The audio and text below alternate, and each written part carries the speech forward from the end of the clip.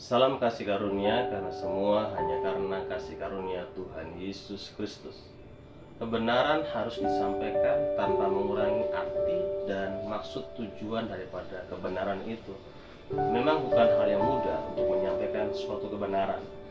Ketika kita menyampaikan kebenaran yang isinya sesuatu yang baik, sesuatu yang menarik, berita tentang berkat Tuhan dan lain sebagainya, itu jauh lebih mudah dibandingkan kita menyampaikan suatu kebenaran yang berisi tentang hal yang tidak mengenakan, hal yang mungkin membuat orang yang mendengarnya tersinggung, atau berisi tentang penghukuman. Itu bukan hal yang mudah. Tapi sekali lagi bahwa kebenaran harus disampaikan tanpa mengurangi arti kebenaran itu.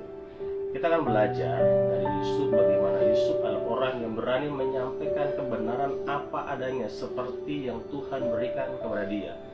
Dalam Kejadian 40 ayat 19, dalam 3 hari ini Firaun akan meninggikan engkau tinggi ke atas dan menggantung engkau pada sebuah tiang, dan burung-burung akan memakan dagingmu dari tubuhmu. Ini cerita bagaimana juru roti dan juga juru minuman raja menyampaikan mimpi mereka kepada Yusuf. Dan Yusuf mencoba menyampaikan kebenaran daripada arti mimpi ini kepada kedua orang itu. Ketika menyampaikan kebenaran kepada juru minum raja itu jauh lebih mudah. Karena apa? Karena dia menyampaikan berita yang baik bahwa juru minum raja akan diangkat dan dikembalikan kepada posisinya yang semula. Tapi ketika menyampaikan berita kebenaran kepada juru roti raja itu bukan hal yang mudah, karena dia menyampaikan bahwa juru roti raja akan digantung, akan dihukum, dan akan mati. Itu berita yang tentunya tidak mengenakan bagi orang yang mendengarnya. Tapi Yusuf berani menyampaikan apa adanya kebenaran itu kepada juru roti raja.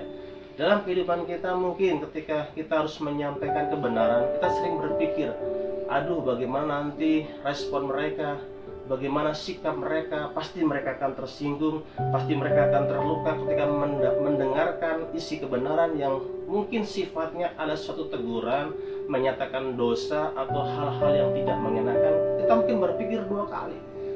Tapi sekali lagi bahwa kebenaran harus disampaikan tanpa mengurangi arti daripada kebenaran itu. Meskipun kita harus tidak disukai, meskipun kita harus mungkin akan ditinggalkan atau akan dikecewakan karena isi berita yang kita sampaikan kepada orang yang Tuhan mau untuk kita sampaikan kepada mereka.